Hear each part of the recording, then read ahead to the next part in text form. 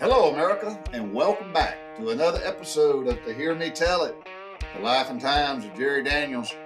When you've had your daily dose of today's craziness, dealing with all them Karens out there, ride shotgun with old JD as he goes back and recounts the life and times of growing up in the South during the 60s and 70s. I believe we were called baby boomers. Stories that you will say, yep, I done that, but I ain't gonna tell my kids. And I ain't never told my spouse. But whatever the truth be, it will be this, to hear me tell it. Well, good morning, folks. I'll say welcome to another episode of To Hear Me Tell It. I didn't do a podcast or a video yesterday. I was busy, overcome by events. It started like at 6 o'clock in the morning, and hell, it was probably 2 or 3 o'clock before I even got a break, and then after that it was 5-something I got home. So I didn't do one yesterday. I didn't do a podcast or a video for the YouTube channel, and I'm glad. I'm glad. Anyway, I guess it's a good thing. A couple of things I want to say is I'm somber because I'm saddened. And I'm very angry. And I'm deeply saddened. Today is September the 11th, 2025. I had a lot of things I was going to talk about yesterday, and then since I postponed it, I just said, well, I'll talk about them today. 9/11 being one of them, but I'm not going to talk much about that today. I want to start by saying thank y'all to the folks that do listen and watch. I appreciate it.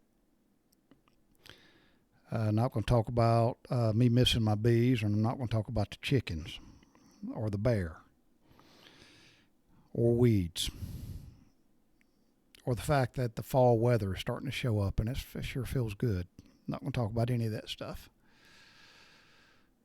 I ain't even going to talk about me saying, how about that? I had a lot of things I was going to talk about today, and I'll start by saying that young girl that was killed on that train or tram, whatever it is, that public form of public transportation in Charlotte, North Carolina, that's disturbing. On two fronts. It's disturbing that our nation has digressed to the point where people like that animal are allowed to walk freely on the streets.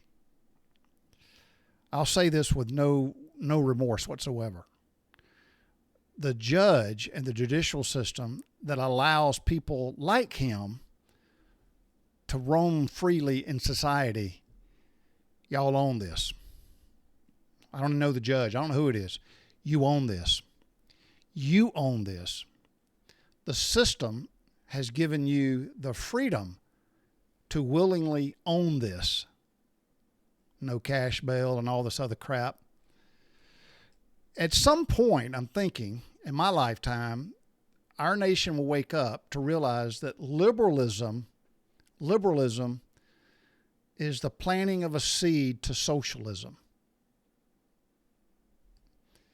It has never worked. It will never work. And I'm going to go further on to Charlie Kirk in a minute. The fact that that animal was allowed to walk freely among other citizens, it amazes me. I can't believe it.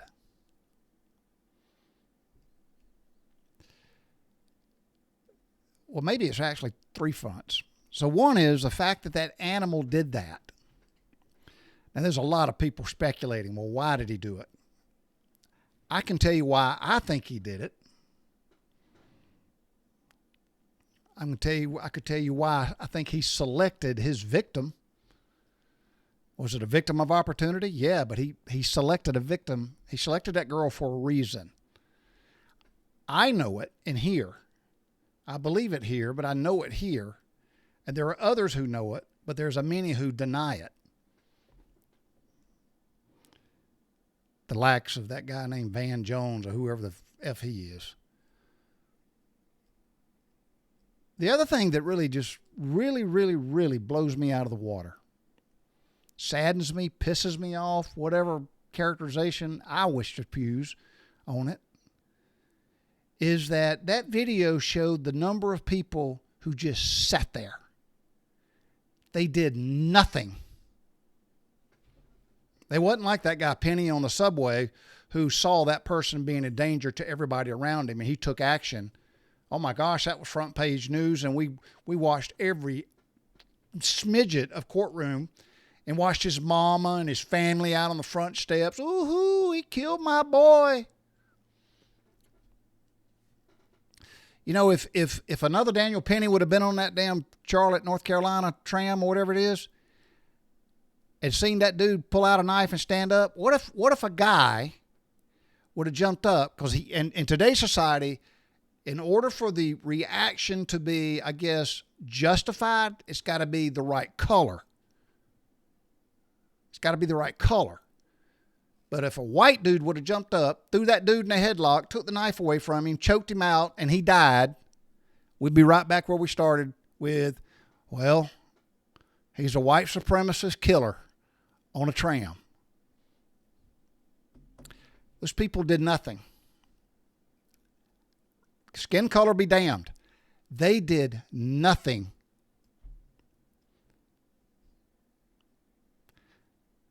I'm a father. I got a daughter. She's 30. Be 31 here shortly. That girl was just riding a damn tram. She came from a foreign country to get away from such. You can see it in the video. She was in shock. I mean, what are you doing? You're sitting there and all of a sudden stab. You get stabbed in the freaking jugular 3 times. She didn't know what was happening. And those people around her did nothing. And that poor girl sat in that seat alone by herself while other people watched her bleed out and die. Yep. And for 2 weeks, almost 2 weeks, the liberal news media didn't want to touch this story. Why not? It didn't fit their agenda. Didn't fit their agenda. Had that been, let's say, downtown Atlanta, on a MARTA bus, and I don't know, after some event where, because there ain't many, you go downtown and get on the MARTA bus. There ain't a lot of damn white people riding the MARTA bus. But maybe the MARTA tram, whatever it is called. And a bunch of white folks were in a car, and some white dude just stood up and stabbed the shit out of some black girl in the neck, and everybody just sat there and watched her bleed out. You know it, and I know it. This is the third thing. This is what really pisses people off. You know it, and I know it. Atlanta would have burned to the ground that night. And then all the liberal news media and all the liberal leftist Democrat politicians would have been going, well, they have a right to be angry. They have a right. They'd be all that kind of crap. That's injustice.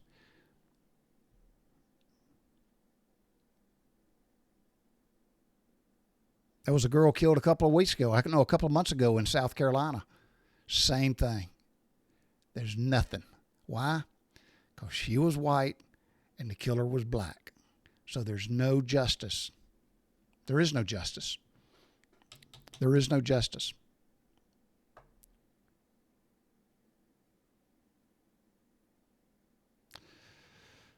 Charlie Kirk was a good and decent man. Charlie Kirk was courageous. Charlie Kirk got up every morning, prayed to God, and put on his armor. You know, there's a lot of people going to say a lot of things about Charlie Kirk. I followed him. I thought he was freaking awesome. Why? Because I thought that God had inspired him to do and say the things that he was doing. I believe that. Charlie Kirk was an enemy to the left and to the socialist, to the communist, the Antichrist, the LGBTQ, whatever community, whatever that is, the abortion people. He was a threat to them because he spoke the truth. The truth. There's a number of people that are pissed off because he spoke the truth, that he spoke the truth about Martin Luther King. Yep. He spoke the truth about the Civil Rights Act of 1964. He spoke the truth about it. He did. Charlie did something that nobody else had done, and I think it will continue to go on. But Charlie exposed what he knew to be true, is that in the college and the higher level institution of what's supposed to be education, but Charlie exposed the administrative, the faculty, and the professors and all of these major universities across this entire nation. They're the vast majority, and I'm talking over 90% of these people. They're leftist, liberal wackos who hate America. And Charlie also, and he was eloquent, man. He could speak. He was great. And I'm a big proponent. If you want to have a conversation with somebody, then have a conversation with them. And that's what he was about. It's like, well, talk to me. I'll listen. But liberals can't deal with that because they can't deal with facts. Liberals can do a lot of things, but they cannot debate. They can shout down. They can scream. How many colleges and universities would, when they got word that Charlie Kirk was coming to speak to a student body, they threw a freaking fit and did everything in their power to stop him from coming. They didn't want the truth to be shared with anybody. Charlie talked about abortion. Nobody wanted to hear it. When I say nobody, the left didn't want to hear it. He talked about systemic racism in this country. Oh, believe me, there's racism in this country. Nobody wants to hear it unless it's geared toward one direction. They want to hear it. He talked about the evil and the perversion of Islam. Nobody wants to hear it. They see it, all that kind of stuff. I'm going to quote somebody because my wife sent it to me. I got to look at my phone. But my wife sent it to me, and let me get it right here. And I'm going to quote it because it's on Facebook. But this is a good friend of ours. Her name is Karen. I'm not going to say her last name. It's not important. But, Barack Obama said, and I'm not quoting him because I have not seen that quote, but Barack Obama said in response to Charlie Kirk's assassination and murder yesterday, we don't know what motivated the person who shot Charlie Kirk. That's what Barack Obama said.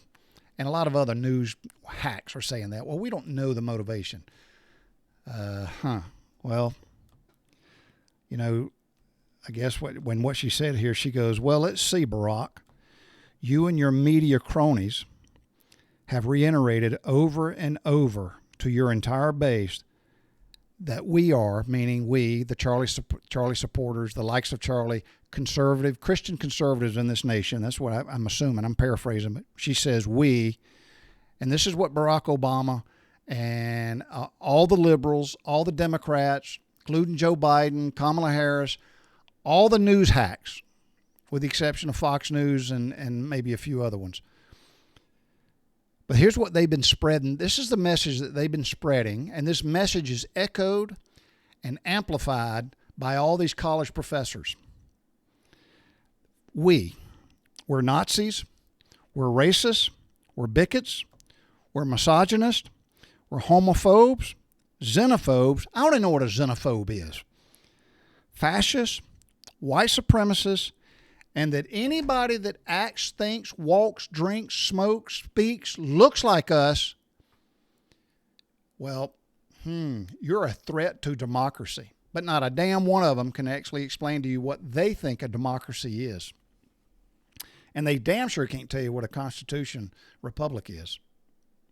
Nope. Charlie Kirk eloquently would explain to young people who did not understand what the Constitution is, and he would explain to why we're in a constitutional crisis today. The U.S. Constitution was written to govern a moral, just, godly people. The Constitution won't work for any other country other than America. Why? Because we are a nation of Christians. However, the problem is today, and the Democrats and the liberals and all these college professors, they've turned it and divided it so that we are not a Christian nation. So how did we get there? Time does not allow. So Charlie Kirk was a threat to their democracy because Charlie Kirk saw what was going on all these college campuses, and Charlie Kirk had started and was building, and his name ain't going to go away. What he started is going to keep going. It's going to get bigger. It's going to get bigger by the trifolds. But Charlie Kirk started a revival among the young people in our nation. Black, white, Hispanic, gay, it doesn't matter. But he started a revolution, a revival for the young people to be well informed and to be able to have courage to stand up to these freaking liberals and go, nah, you're wrong. Without fear of being shouted down, screamed at, or assassinated. Charlie Kirk, a husband, a father of two, a godly man, a patriot, a statesman in all regards, was assassinated. I don't know by who by. I don't know. I don't know. I don't know if one guy. I don't know if there was 10. I don't know if it was an agency. I don't know. Charlie Kirk was assassinated in an attempt to silence truth. Truth. Just keep that in mind.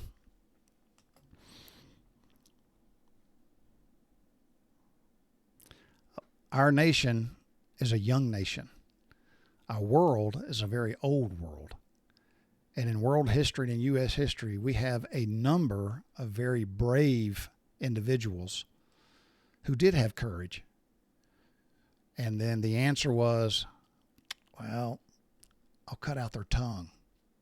Remember that. People cut out a person's tongue to silence them.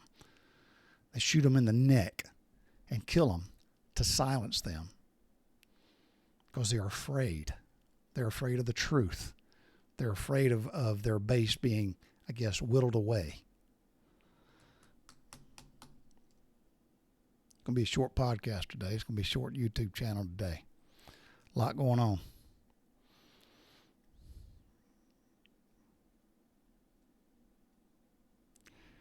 I was just going to ask this question, and I asked it this morning earlier in a public forum, is y'all reckon they'll start naming streets and bridges and highways and parkways Charlie Kirk? Y'all reckon how many college professors walked in their classroom today with their head down and go, well, it's a solemn moment? How many colleges and universities today, how many posted on their little college websites and sent out all their little text messages to the students and said, we've got a place set up here with counselors and you can come and you can seek counseling and how to deal with your grief? How many of them did that? How many businesses will close today in mourning? Flags at half-mast. How many monuments or statues will be erected for Charlie? I made another comment this morning in a public forum is I do believe there's going to be a rising of a mass army of Charlie's Angels. I believe that. I believe this may truly be the turning point of the USA. I believe that. Because people have said it. I've said it. I've heard all my friends, and I've watched all these comments on Facebook and Instagram and other social media outlets. So it's not like we live in a bubble.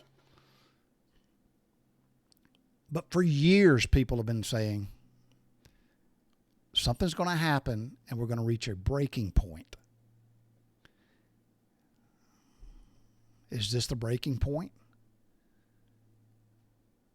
We are a nation divided. Believe me, you. And the Democrats and the liberals are the ones who have been the orchestrator of the division. Yep. Somebody smarter than me and a lot more patriotic than me says that there's going to become times where you need to prune the branches on the tree of liberty. And I believe that. I believe it. But also there's times where the ground around the tree of liberty, it needs to be cultivated to get the weeds away from the tree. These weeds have thorns.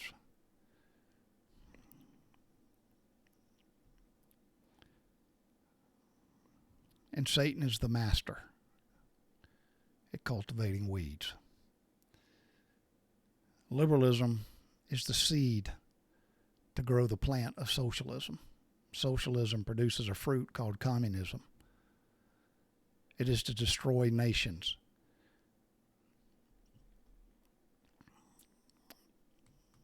There's a battle. There's a battle in the unseen world. I believe that too.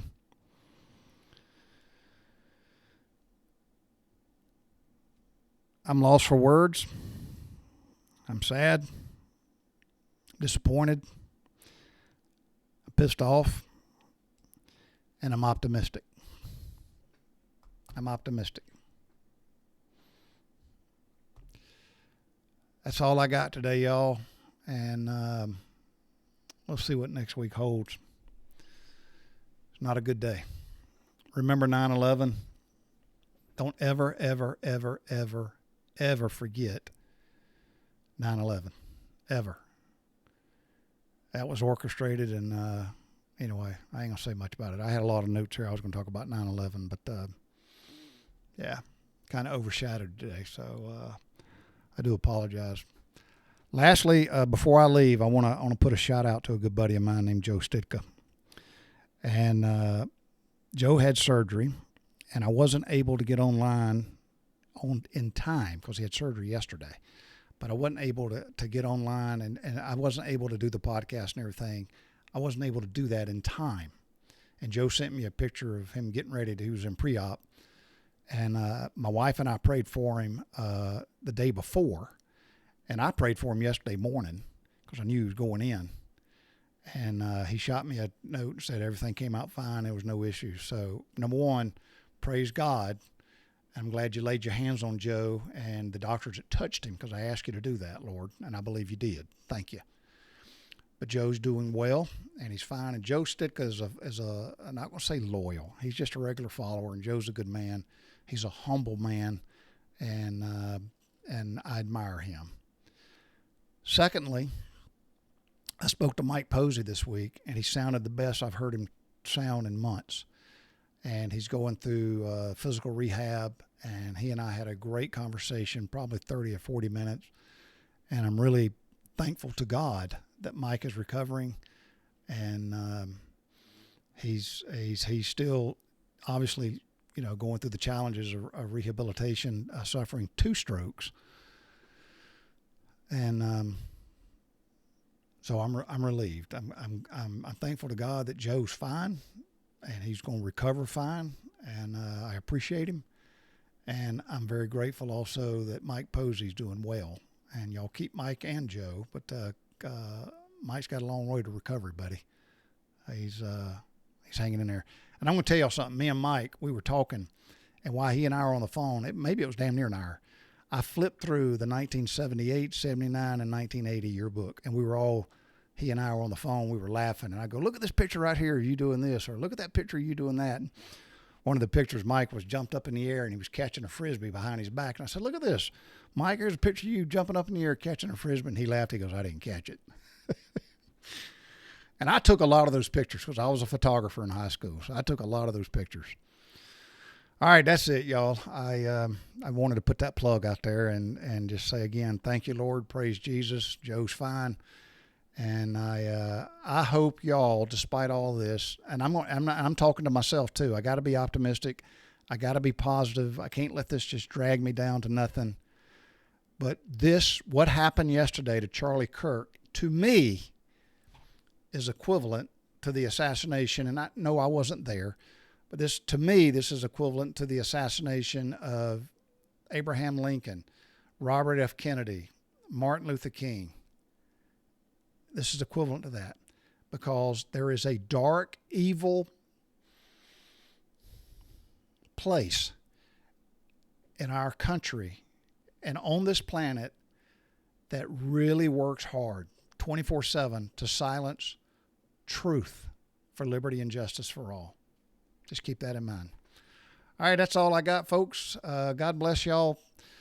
Y'all have a fine day. And Mike Coker, I know you're watching the news and you know what's going on too, buddy. So I'll just leave it up to Mike and I'll say, bicycle.